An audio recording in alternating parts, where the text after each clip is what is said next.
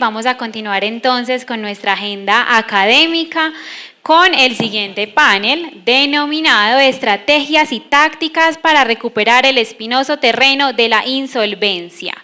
En este panel nos va a acompañar Claudia Zapata, Germán Lopera, Neil Clavijo y Jairo Alfonso Chinchilla como nuestro moderador. A medida que los voy presentando, los invito entonces a subir al escenario.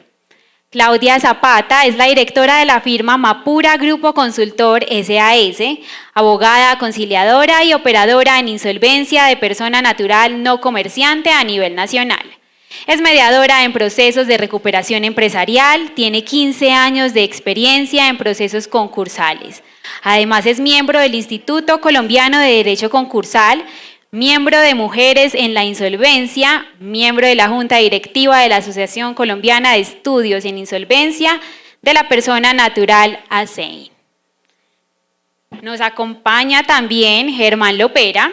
Él es abogado de la Universidad de Medellín, especialista en Derecho Societario de AFIT, especialista en Responsabilidad Civil y del Estado de la Universidad Autónoma Latinoamericana, presidente de la Asociación Colombiana de Estudios en Insolvencia de la Persona Natural no comerciante. Además es asesor en insolvencia e intervención en la Universidad del Rosario y en la Universidad de Medellín. Es candidato a magíster en Derecho de los Negocios, conciliador extrajudicial en Derecho, docente de Derecho tanto de pregrado como posgrado en la Universidad de Medellín, docente de Derecho en Educación Continua en la Universidad de AFIT y socio fundador de la firma de abogados ASI, que traduce abogados consultores en insolvencia. Por su parte, Neil Clavijo es abogado de la Universidad Nacional, especializado en Derecho Procesal y Probatorio, con una trayectoria de más de 25 años en la gestión de la cobranza jurídica. Y nuestro moderador es Jairo Alfonso Chinchilla, árbitro de CIAR, que traduce Centro Iberoamericano de Arbitraje con sede en Madrid, España. Árbitro del Centro de Arbitraje y Conciliación del Área Andina, conciliador además en Derecho de la Fundación Universitaria Área Andina. También es director y fundador de la firma de abogados Chinchilla Orozco y Abogados, con experiencia en más de 30 años en asuntos societarios y concursales. Jairo es liquidador y promotor de la Superintendencia de Sociedades. Además trabajó en la Vicepresidencia Jurídica de la Cámara de Comercio de Bogotá y en la Agencia Nacional de Hidrocarburos en el área jurídica. Adelante, el espacio es de ustedes. Aló. Bueno, muy buenas tardes a todos. Gracias por estar participando en este evento tan importante. Gracias a la doctora Beatriz Villa y gracias al Ciclo de Riesgo por promover estos espacios tan importantes académicos que nos van a enriquecer muchísimo frente al panel que vamos a hacer en el día de hoy. Y también muchísimas gracias a los panelistas que con su experiencia tanto personal como profesional nos van a enriquecer con toda esta experiencia del tema de insolvencia de la persona natural no comerciante, que es a la cual nos estamos convocando en este panel. Básicamente, entendemos como la parte más importante de la persona natural no comerciante es aquella persona que a través de una crisis económica pueda entrar a un mecanismo de negociación de deudas. Este mecanismo de negociación de deudas está establecido en el Código General del Proceso a partir del artículo 531 al 576 y básicamente lo que quiero resaltar es que este primer artículo del procedimiento o este mecanismo está enfocado en la negociación, ¿sí? Entonces dice, es aquella persona natural que por alguna manera de crisis o que llega a un estado de insolvencia pueda negociar sus deudas con los acreedores. Entonces esa palabra es muy importante, la negociación.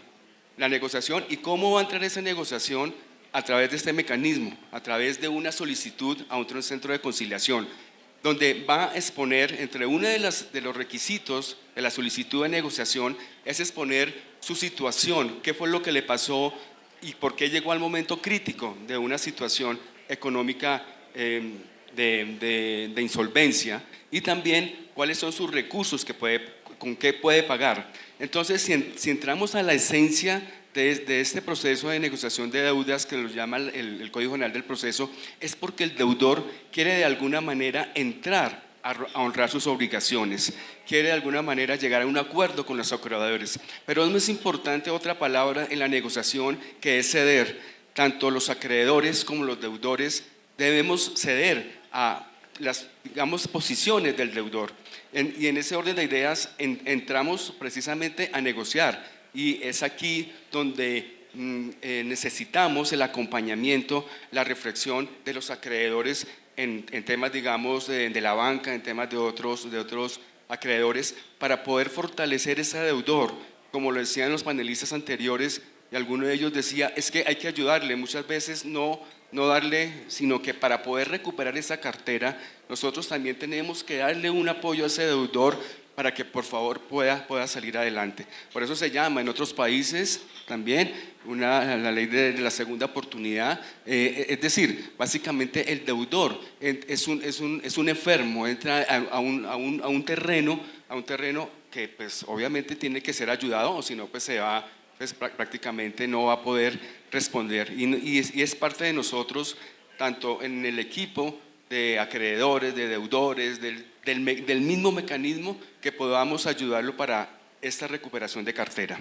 En ese orden de ideas, quiero preguntarte, doctora Claudia, de cara al marco normativo que aplica particularmente para la gestión de cobranza y conciliación de clientes, personas naturales, en procesos de insolvencia o liquidación, ¿qué estrategias, técnicas, tácticas y herramientas se pueden instrumentar para que dejen de ser un obstáculo y se pueda dar la recuperación? Gracias. Buenas tardes a todos.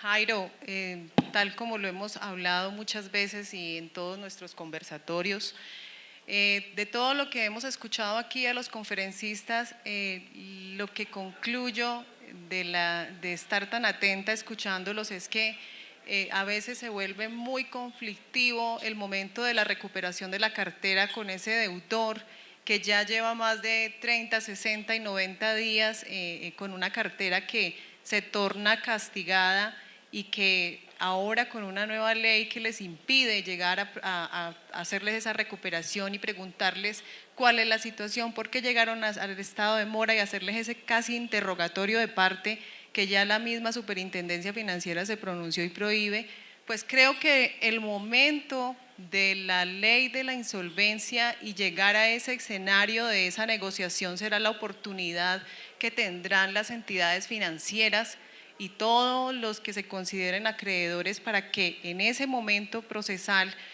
puedan tener un acercamiento con el deudor, investigar y consultar cuál es la verdadera situación, conocer de primera mano qué es lo que le está pasando a ese deudor y por qué llegó a esa instancia. Obviamente, ¿cómo llega a la insolvencia? Pues encontrándose en mora con las obligaciones, y además porque es un requisito que debe cumplir para poder llegar al trámite. Esa es la oportunidad procesal entonces para que puedan tener esa conversación directa con ese deudor, conocer de primera mano qué es lo que sucede, pero también conocer la intención. Y quiero contarles que de la experiencia de estos casi 15 años y especialmente con persona natural 12 años, me he encontrado con casos donde son más los deudores que quieren pagar. Son más los deudores que quieren honrar ese crédito porque se les vuelve un tema moral. Muchos deudores no llegan a la insolvencia porque estén deseosos de no pagarle a la banca. Llegan es porque su situación económica ya no les permite aguantar más el pago mensual que le realizan a los acreedores, sus ingresos mensuales ya no les alcanzan, sus revés económicos que han tenido no les permiten ya seguir atendiendo con las deudas. Personas que han tenido unos récords financieros buenísimos, pero que lastimosamente por una calamidad familiar, por un desempleo, por un divorcio, por cualquier situación de fuerza mayor, los llevaron a incumplir y a tener que bajar la cabeza y decirle a los acreedores: aquí estoy, no puedo más. Cuando buscan, antes de llegar a la insolvencia, la manera de poder negociar esas obligaciones, encuentran respuestas que no son favorables a su condición. Entonces, plantean que quieren pagar, plantean que están en un momento difícil, que no pueden atender las deudas en la forma como venían realizándolo, pero se encuentran con que la respuesta es: si usted necesita ponerse al día, debe cancelar tantos millones para regular el crédito.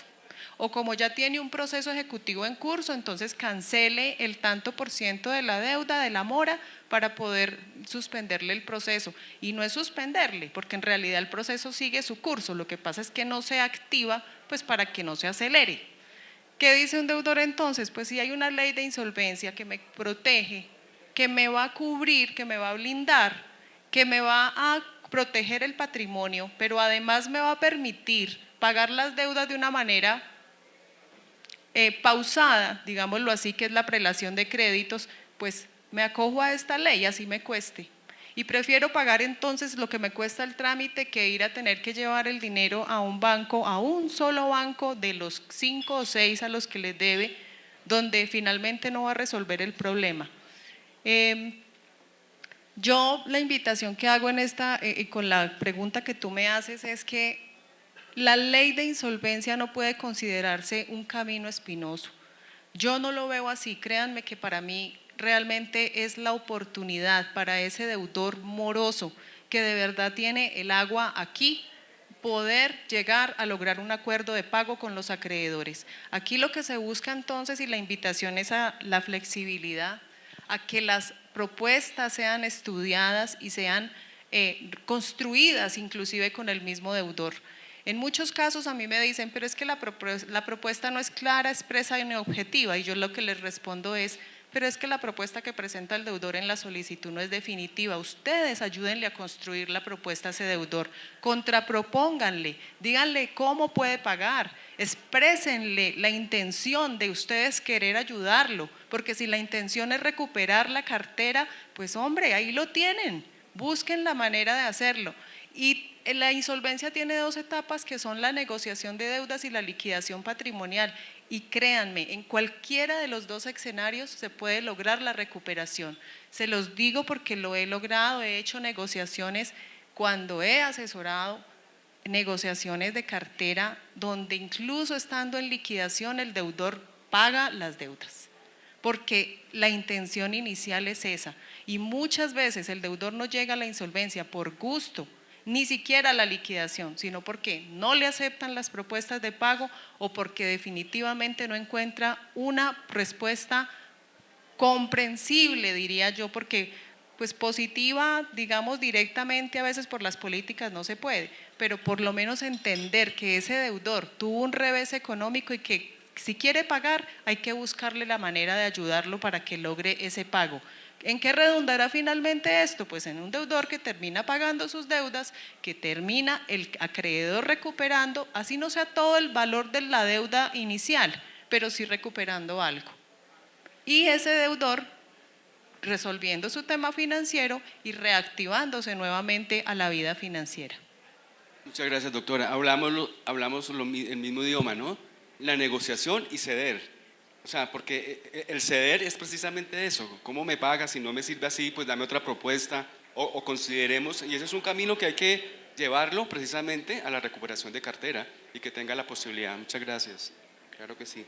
Doctor Germán, ¿cuáles considera usted que son los principales temas en los cuales se debe fortalecer los acreedores al momento de participar en un trámite de insolvencia de persona natural no comerciante para hacer más efectiva la gestión del cobro?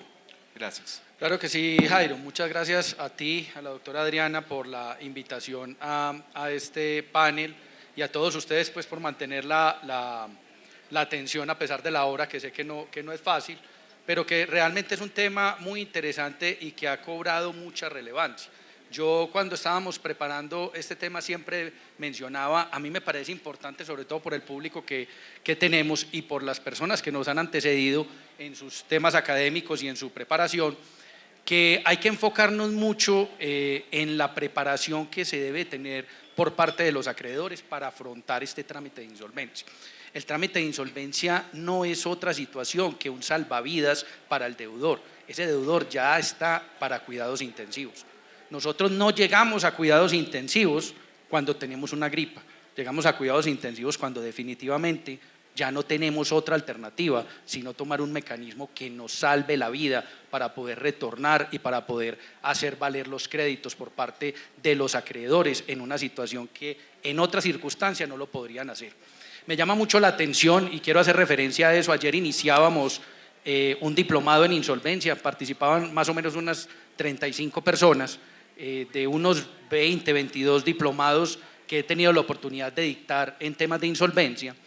Y de esas 35 personas, más o menos 30 eran acreedores, participaban como acreedores. Eso me llamó mucho la atención y quiero traerlo a colación porque me gusta mucho que los acreedores estén participando en este tipo de trámites. Me llama mucho la atención que gran parte de ellos trabajan en cooperativas, trabajan en entidades de cobro, trabajan como abogados del proceso ejecutivo que llegaron hasta un momento del trámite, inclusive antes del remate, y que se ven abocados obligatoriamente a venir a un proceso de insolvencia. Y entonces ahí no sabemos qué hacer, ahí no sabemos cómo afrontarlo y no sabemos cuáles son los mecanismos. Entonces llegamos como un abogado de un proceso ejecutivo que tenemos al deudor, que tenemos a ese deudor cogido con los embargos y con las medidas cautelares, donde ya no vamos a tener las mismas prerrogativas y donde vamos a tenernos que sentar a negociar no solo con él, sino con una cantidad de acreedores que se presentaron al trámite de insolvencia.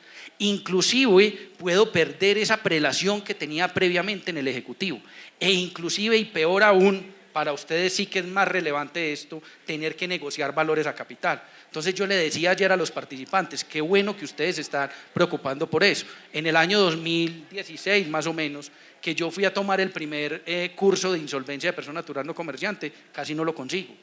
Me daba dificultad de encontrarlo, encontré uno virtual, fue el primero que hice. Digamos que eran pregrabados, entonces no daba la oportunidad de interactuar con el docente y uno decía qué difícil es esto, qué complejo, y entraba a las audiencias con un desconocimiento tremendo. Hoy por hoy, ¿qué le dice uno a los acreedores? Venga, identifiquemos plenamente cuáles son las posiciones que puede tomar el acreedor en el trámite de insolvencia, y en eso, digamos, distribuimos gran parte del diplomado, en decirle, y del diplomado y de todo lo que hacemos académicamente, porque en el caso mío yo aprovecho para mis estudiantes de pregrado y para quienes están en posgrado, llámenme al tema que me llamen, yo siempre termino hablando de insolvencia. Al final siempre termino metiendo algo de insolvencia, porque yo les digo, ¿cómo es posible que yo me desgaste o que digamos que invierta, pues para no herir susceptibilidades, 5 años en una universidad aprendiendo de un proceso ejecutivo que nos lo venden como lo más expedito y nos lo frenen el día del remate? ¿Y qué pasa cuando yo cobro al final y producto del remate? ¿Qué pasa con mis honorarios? ¿Qué pasa con esa situación? Entonces, venga, entendamos, yo no concibo que una persona dure 5 años en un pregrado de Derecho y no sepa qué hacer con la insolvencia. Entonces, ¿cuál es la invitación? Identifiquemos plenamente cuáles son las posibilidades que tiene el acreedor, cuál es la diferencia entre controversia, objeción e impugnación, cuáles son los momentos procesales para hacerlo, que así como en el Ejecutivo tenemos unos términos para realizar unas solicitudes, en el trámite de insolvencia también, y que existe, como lo decía la doctora Claudia, existen un mecanismo de negociación y una posible liquidación que no es otra cosa que una comunidad de pérdidas. Tenemos que entender que en la liquidación se pierde, y peor aún, y aún más doloroso para el acreedor, la liquidación es una forma de pago. El acreedor paga, el deudor paga, perdón, con su patrimonio, y el acreedor pierde esa posibilidad de cobrar ejecutivamente. Y para peor desgracia, tenemos el artículo 576 que nos habla de la prevalencia normativa. Nada podrá ir en contra de lo estipulado entre los artículos 531 y 576. Situación que entonces nos obliga a estar más atentos a eso.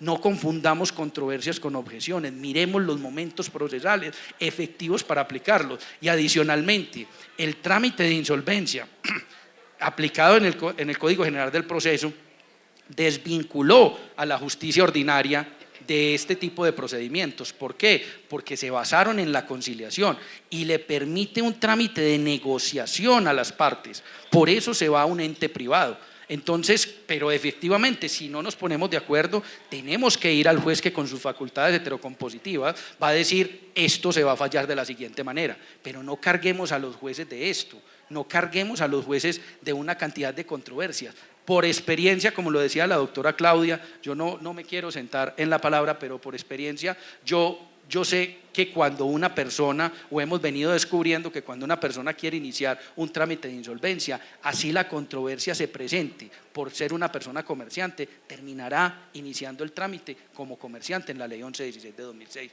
Peor aún, va a un juez civil del circuito que le emite un auto de admisión porque el abogado que conoce del trámite de insolvencia lo presiona, y después de emitido el auto de admisión estaremos negociando en 1 o 2 años.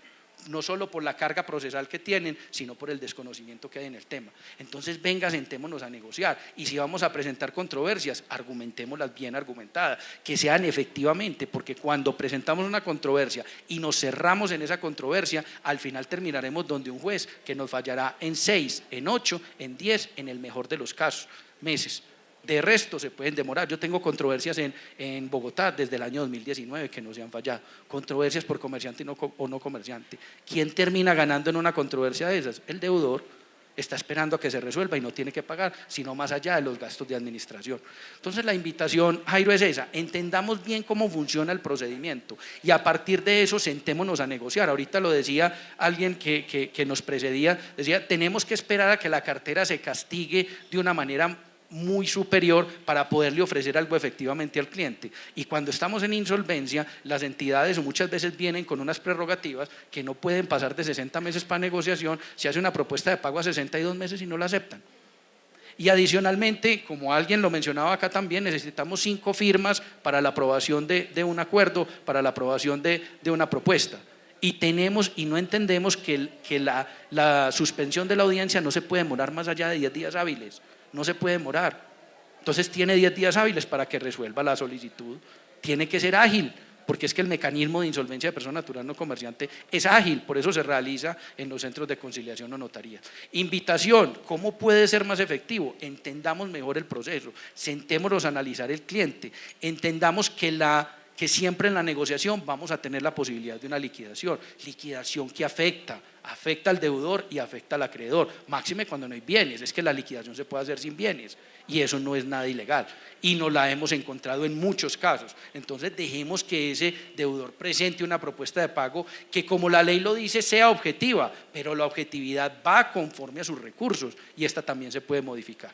Entonces sería eso, doctor Jairo. No, muchísimas gracias, doctor Germán. Pero decir, este procedimiento de mecanismos tiene 2 resultados: o la negociación o el no acuerdo, y por lo tanto sería el juez municipal.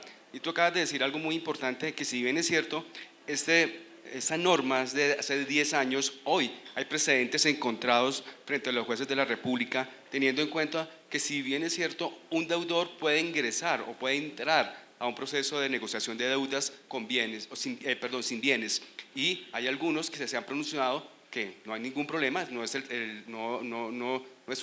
un requisito, pero hay jueces que han negado, inclusive han dado la nulidad al centro de conciliación porque no lo debieron aceptar. Entonces lo que tú dices es muy cierto, es un procedimiento mixto, y hoy, después de 10 años, repito, pues hay muchas, precedentes encontrados, y también con el tema del desistimiento tácito. Claro, Jairo, y no solo eso, sino que de ciudad a ciudad nos fallan de manera diferente. En la misma ciudad, en Medellín, tenemos 29 jueces civiles municipales. Hemos llevado controversias por comerciante con esposos que realizaban la misma actividad, y un juez nos falla de una manera y el otro juez nos falla de otra.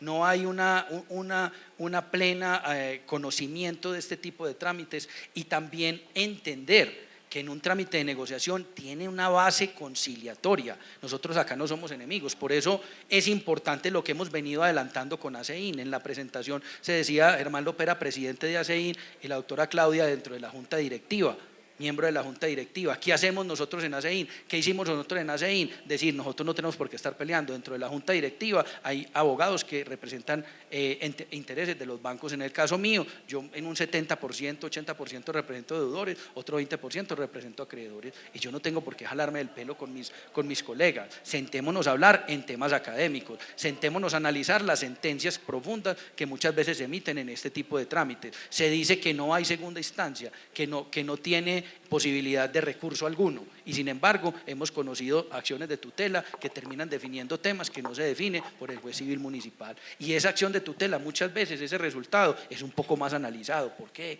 Porque ahí tenemos un análisis más profundo e inclusive hay que fallar un poco más rápido, pero es el mecanismo que muchas veces nos queda cuando el juez definitivamente no está entendiendo este tema. Inclusive fallan con normatividad de la 1116, cosa que no tiene nada que ver. Identificar plenamente cualquier curso que he tenido yo la oportunidad de dictar en insolvencia, siempre lo inicio de la misma manera, y en el tablero copio 1116, 1564, identifiquemos plenamente las diferencias, porque no son lo mismo. Y la insolvencia de persona natural no comerciante era como el hijo pequeño de la 1116. Hoy yo no sé cuántas solicitudes, quisiera saber las cifras que se manejaron el año pasado y aseguro que están duplicadas, porque en mi oficina están duplicadas y en los centros de conciliación están duplicadas. Cada vez más, hay una frase de cajón que se dice en todos los eventos académicos: la insolvencia llegó para quedarse. Evidentemente llegó para quedarse. Se está cursando una reforma, que creo que hablaremos un poco más adelante de ella, para ir mejorando, adaptando un poco más una normatividad que lleva más de 10 años ya y que se tiene que ir modificando y tiene que ser dinámica. Muchas gracias, doctor Germán. Doctor Neil, considerando actualmente el proceso de insolvencia y su marco normativo y las medidas para la implementación de las tecnologías de la información y las comunicaciones en las actuaciones, ¿qué acciones y mejoras prácticas se pueden tomar para mejorar la eficiencia y eficacia del proceso, que deriven en un incremento de la recuperación de la cartera de mora avanzada? Gracias.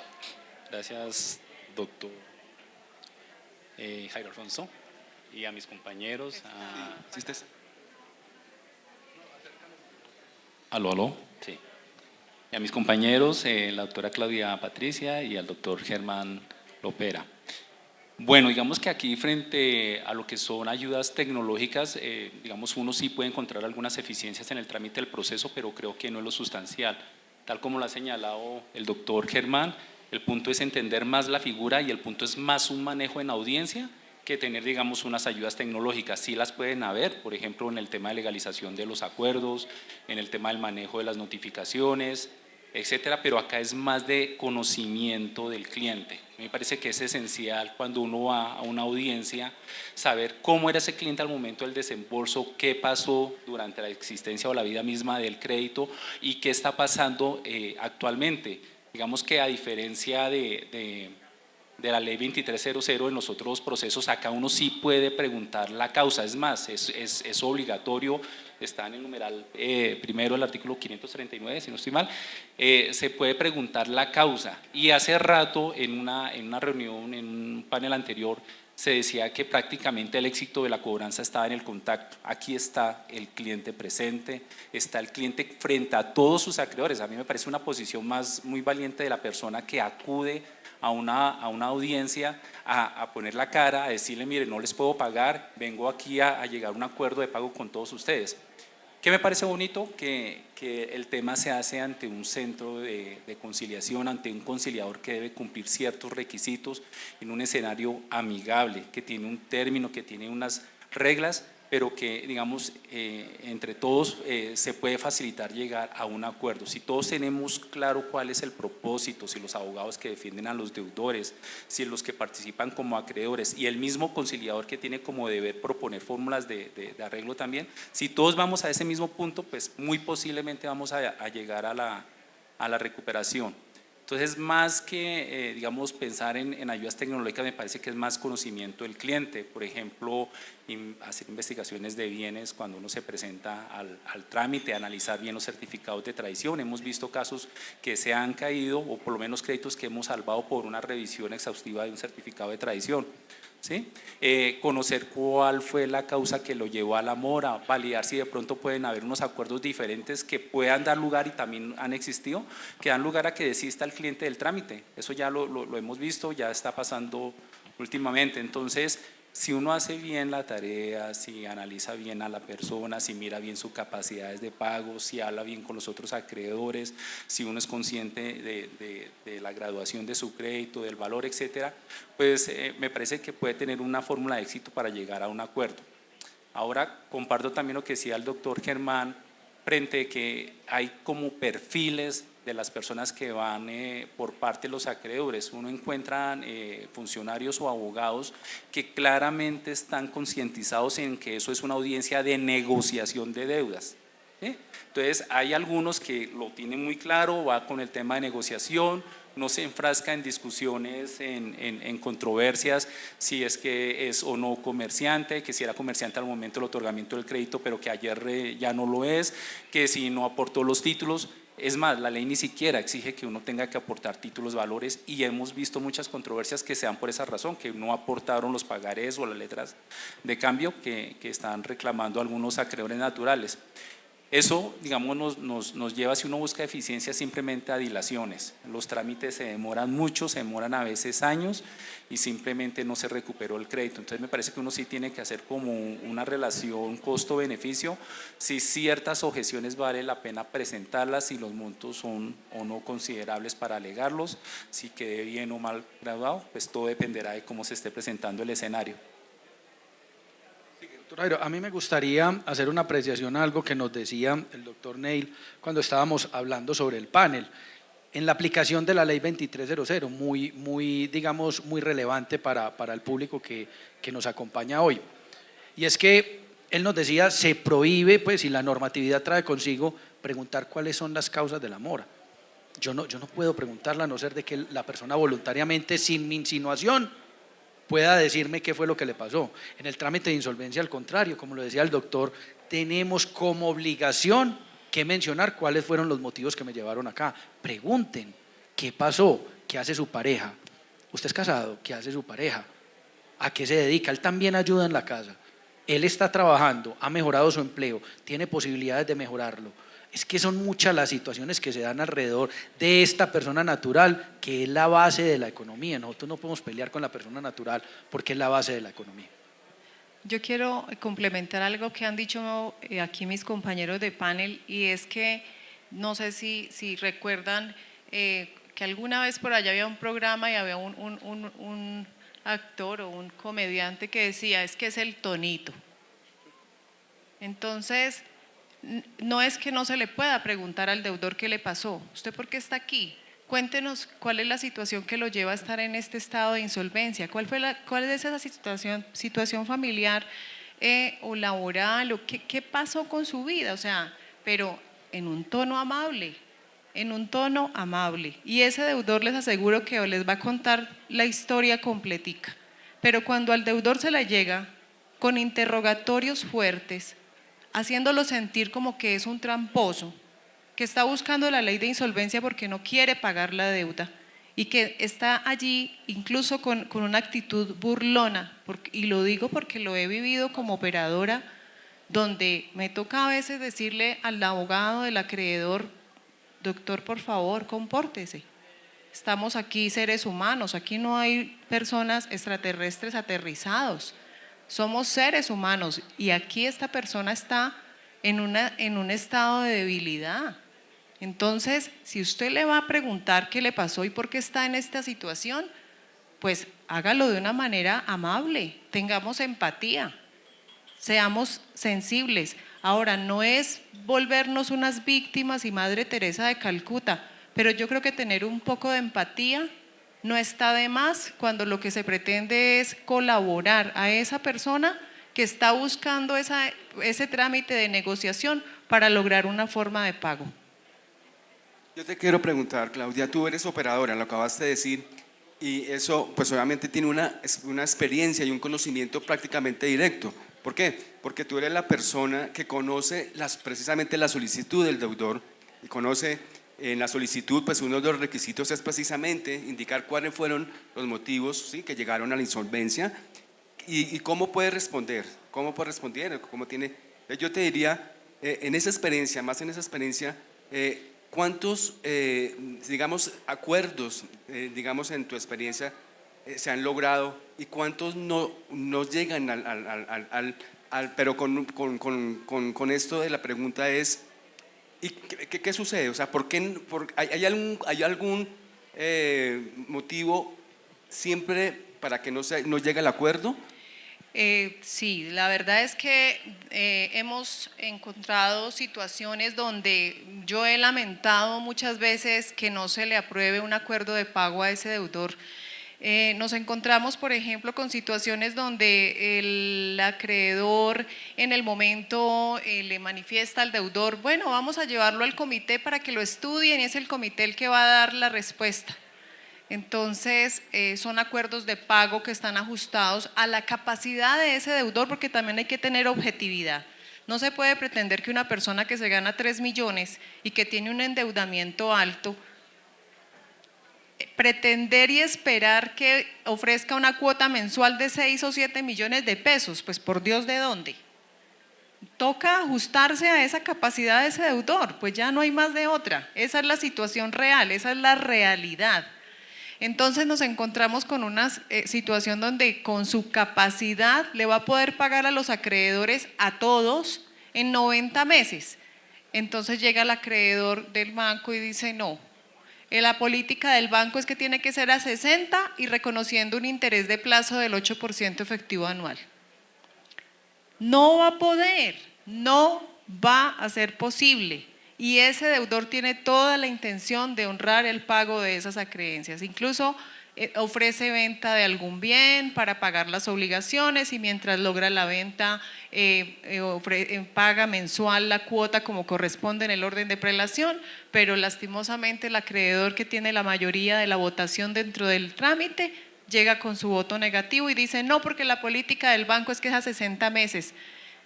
Intervengo como operadora. Doctor, no va a poder a 60 meses porque con el ingreso que tiene es imposible. Tendría que disponer entonces de una cuota del doble y no la tiene. Pero esa es la política del banco. Esas situaciones se presentan, esas situaciones las vivimos a diario. Las políticas de las entidades siempre son las que salen a relucir a la mesa. Yo le digo a los abogados, venga, ustedes no estudian los casos de manera personalizada, o sea, todo lo miran con la misma lupa o cómo es el estudio en el comité. No, se hace un filtro y las decisiones son dentro de las políticas.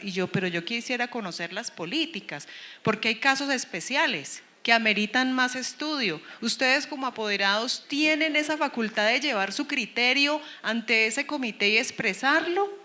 Muchos me dicen, sí, pero tenemos que acogernos a las políticas. Entonces nos encontramos a diario con una situación que resulta bastante incómoda y tengo que decirlo y la verdad es que me llama la atención porque digo, ¿qué pasa entonces? El abogado que está representando a la entidad y que sí está entendiendo la situación y que trae un criterio y una postura amigable y negociadora, pero es la política de la entidad y la decisión en el comité la que finalmente termina no logrando el acuerdo de pago. Y en muchos casos han llegado a la liquidación no porque esa sea la intención del deudor.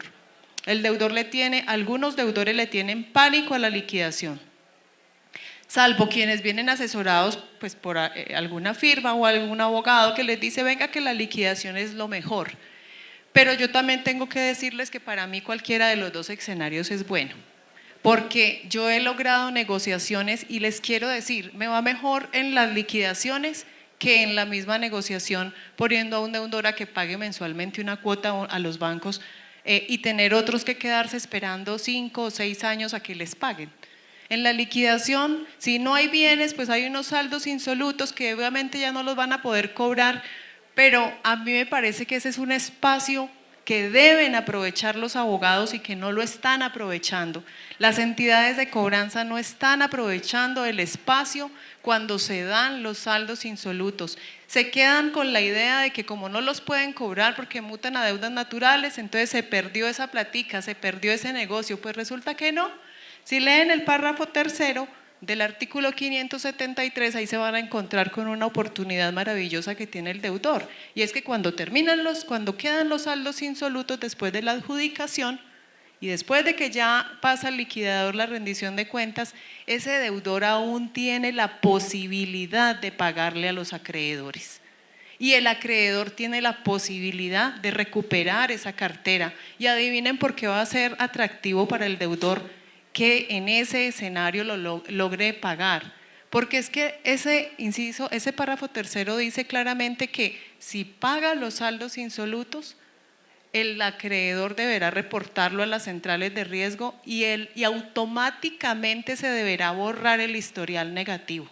Entonces, ¿no les parece que es una oportunidad para ese deudor y que muchos deudores lo están aprovechando? Por lo menos esa es mi asesoría y eso es lo que estoy buscando con los deudores y les digo, ustedes aquí queda la voluntad suya de pagar, a usted no le van a cobrar, pero mire que tiene un premio, usted se va a beneficiar y usted se va a volver a reactivar financieramente. Y los clientes dicen, vamos por esa, negociemos. Además que es una forma también de recuperar la cartera. Doctor Ney. Ese es un nicho importante claro. para quienes de verdad quieren recuperar la cartera. Doctor Ney, una pregunta, porque digamos por el tiempo, me gustaría conocer, digamos, de las respuestas y de lo que se ha conversado, ¿cuál es la posición del acreedor, digamos, banca, frente pues, a estos temas que hemos conversado en este momento?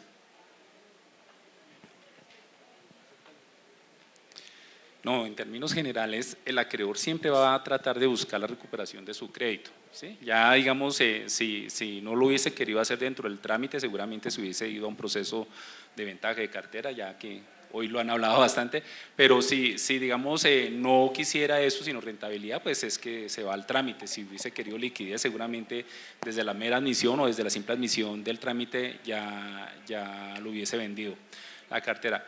Yo sí creo que muchas veces ese análisis relación costo-beneficio, cuánto valen los honorarios si nos tenemos que denunciar el incumplimiento del acuerdo o la reforma del acuerdo, etcétera, los gastos que se puedan causar dentro del trámite de liquidación. Seguramente en la primera entrevista, en la negociación de deudas, pues no se advirtió posibilidad de recuperación alguna, o puede suceder también que el deudor sea totalmente renuente a llegar a una fórmula de acuerdo. Pero sí el banco o los bancos siempre van a intentar llegar a recuperar el crédito, pues ese es el sentido del trámite. Igual tienen sus políticas y algunas restricciones, entonces pues… Digamos, doctor, que yo sigo insistiendo en que el buen conocimiento del trámite de insolvencia, sobre todo de su dinámica y de las etapas procesales, nos ayudarían mucho, como dice la doctora Claudia, inclusive en una etapa de liquidación, a recuperar la cartera. Por eso nosotros hemos venido tratando de mejorar ese tema académico, tratando de unirnos. Por eso la asociación, la creación de la asociación fue venga, que es que, como lo mencionaba ahora, nosotros no tenemos que ser enemigos, venga, sentémonos a analizar estas situaciones, a ver dónde nos podemos juntar. No en vano, ya en menos de un mes tenemos el segundo congreso también de insolvencia de persona natural y liquidación patrimonial, precisamente buscando esa situación. Venga, siéntense, escuchemos a quienes llevan muchos años trabajando en este tema y planteemos las posibilidades de mirar cómo nos podemos poner de acuerdo para que efectivamente se dé el pago de esas deudas por parte de un deudor que tiene una situación evidentemente de crisis. Nosotros estamos creando realmente un movimiento donde se quite esa idea y se desestigmatice la insolvencia como la ley de la trampa.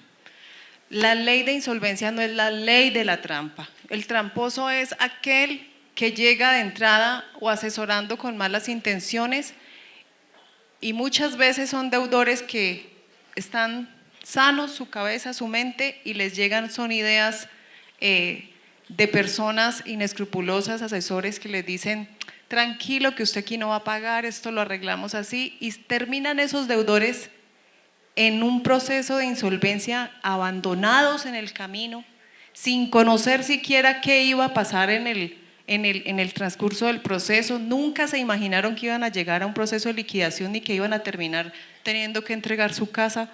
Entonces, nosotros la verdad es que desde la parte académica y desde los grupos a los que pertenecemos, lo que buscamos y lo que promovemos es que se quite esa idea, porque es que la ley de insolvencia existe para las empresas y para las personas naturales. Y cuando revisamos la ley, el inicio y la introducción, ¿qué dice la ley, por ejemplo, de insolvencia empresarial?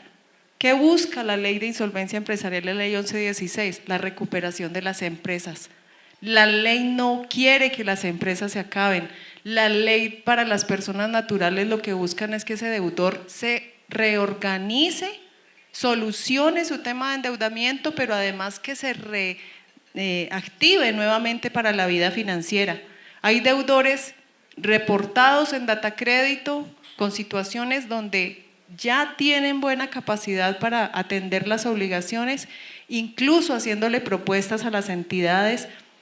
Yo ahora le comentaba a Germán que me ha costado a veces más trabajo negociar con las entidades de cobranza que con los mismos bancos.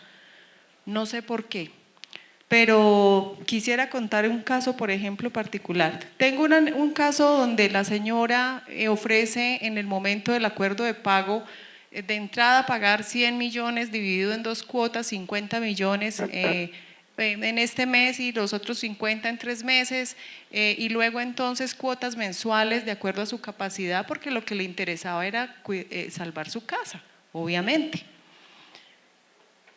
Uno de los acreedores impugnó el acuerdo porque no le pareció, porque no estaba convencido. Ella es codeudora de la empresa que también está en un proceso de reorganización. Ya en el proceso de reorganización se había logrado un acuerdo de pago y se atendieron las deudas de la empresa. En la propuesta de pago se presenta y se les dice a los acreedores: venga, no nos concentremos en las deudas de la empresa, que esas ya están resueltas allá ante la Superintendencia de Sociedades, aquí está el acuerdo.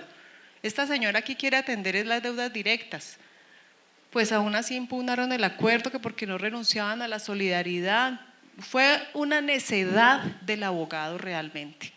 Se va para el juez, allá se quedó año y medio en resolverse esa impugnación de ese acuerdo. Luego me llaman a mí del banco, el director del área, y me dice: doctora, la embarramos, o sea, el abogado la embarró, porque nos dimos cuenta que hubiéramos podido recibir un dinero antes y que esta señora ya estuviera pagando inclusive a todos, pues como lo pretendía y como lo buscaba. Le dije: a veces la necedad de la persona que representa a la entidad es la que lleva a que los negocios se dañen. Hoy llevo 4 años con esta insolvencia. Negociamos 2 carteras con 2 acreedores porque ya fue muy flexible la negociación. El acreedor, que es una agencia de cobranza, porque ya los bancos vendieron la cartera, logramos negociar, ya la señora les pagó, hay voluntad de pago, hay buena fe, pero solo un acreedor está así o más inflexible y dice: nos tiene que pagar lo que negoció en la insolvencia. Entonces le dije: eso que negoció en la insolvencia fue hace 4 años.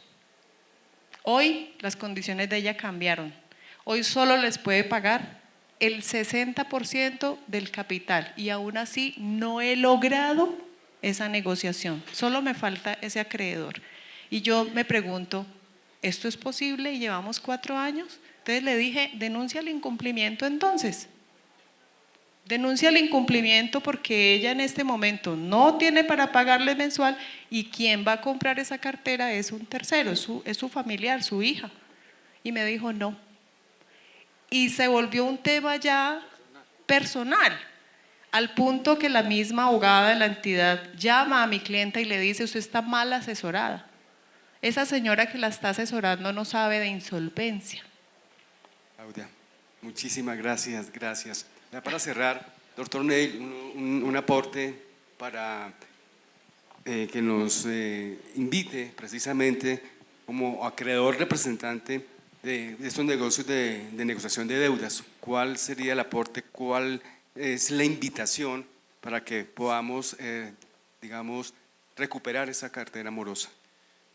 El tema está en los detalles del proceso. O sea, si la persona realmente se fija bien, el que existe en nombre del acreedor o en nombre del deudor, está en que todo se haga debidamente como debe ser, evitando las dilaciones procesales, evitando, por ejemplo, objeciones o controversias que no se van a lograr resolver pronto y que no van a llegar a ningún lado, haciendo las preguntas que corresponden en la negociación, validando realmente la capacidad de pago, siendo razonable en lo que el deudor puede pagar frente al valor de todas las acreencias, nos parece que uno no lo puede llevar contra las cuerdas cuando de esos mismos ingresos pues también tiene que subsistir la persona, entonces hay que ver como todo el escenario completo. ¿Qué diría yo? Tener cuidado con las actas también, cómo se están documentando los acuerdos, suele pasar mucho que se cometen bastantes errores, eso implica correcciones de acta. Nosotros estamos hablando con los conciliadores para que nos dejen anexar los acuerdos al acta para que él no tenga que transcribir o en la forma en que él lo entendió, que muchas veces no fue lo que se consensó. Entonces, eso, el tema de la impugnación de actas que suspende la ejecución del acuerdo, muchas veces el deudor no lo sabe, entonces uno no puede soltar al deudor, comunicarle o recordarle las fechas de pago de su crédito, estar acompañándolo durante todo el trámite. Muchísimas gracias, doctor. Y por el tiempo, muchísimas gracias a los panelistas, muchísimas gracias. Aquí hay una pregunta, Jairo. Y, ok, claro, con mucho gusto. Por cuestiones de tiempo nos da pena con ustedes, pero debemos proceder con el almuerzo. O hagamos una corta y procedemos con el almuerzo después. Sí, se enfría el almuerzo. Recuerda, por favor, decir tu nombre, la empresa a la que perteneces y tu cargo. Mira allá. Ah, pero era ella. Ok, listo, dale. Sí.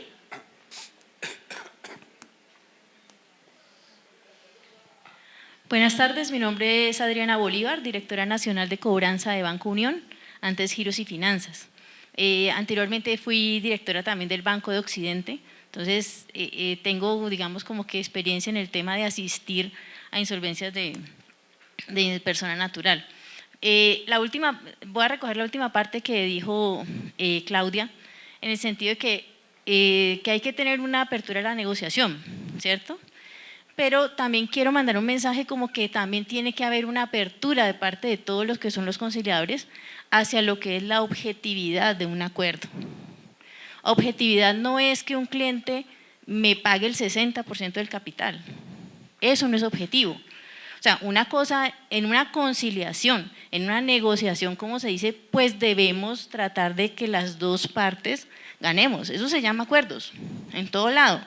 Yo con mi esposo, tú te bañas, yo cocino, tú tal cosa, tú la otra. ¿Sí? Eso también es el proceso de conciliación y es lo que entiendo que hacemos.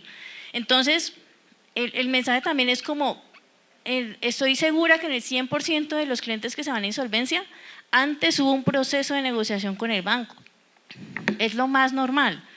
Entiendo lo de las políticas, hay cosas que uno se debe llevar también y pues como tomar atenta nota, pero sí ese mensaje. O sea, yo he tenido audiencias donde la persona continúa con su mismo empleo, continúa con su mismo ingreso, ya le hemos tenido decomisar el vehículo, pero es que sí puede dejar de pagar, pero no se baja de la Toyota Fortuner. Y para llenar la Toyota Fortuner se necesitan bastante ingreso mensual. Entonces es también como, listo, veamos la objetividad. También llego a conciliaciones donde el cliente dice, yo no tengo nada, y resulta que sí tiene, pero el conciliador tampoco sabía. Entonces también el rol de ese asesoramiento del conciliador. Tú decías también, es que uno llega a la audiencia y pareciera que es que el banco no quiere negociar. Y te digo que uno a veces como banco lo que siente es que las condiciones que se plantean son como para no reconocer la deuda. Entonces creo que el papel de ustedes como conciliadores es fundamental en buscar ese punto medio que debe existir entre la relación acreedor y deudor. Bueno, muchísimas gracias. Demos un fuerte aplauso a nuestros panelistas, por favor.